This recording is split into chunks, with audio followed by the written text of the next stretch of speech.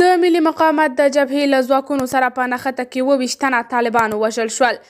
د ملي مقاومت جبهه وايي په پنجشیر کې له داعش سره په جګړه کې 28 وسلوال طالبان وژل شوي دي.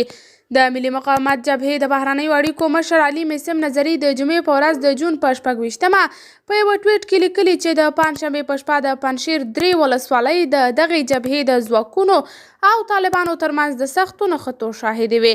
نظري ټینګار وکړ چې د دغې نښتې په پایله کې د طالبانو 28 ځواکونه وژل شوي او د ملي مقاومت جبهې پر پوستو د دغه ډلې برید له ماتې سره مخ شوی دی. خو نوموړي په دې جګړو کې د ملي مقاومت د جبهې د ځواکونو د مرګ ژوبلې په اړه څه ونه ویل.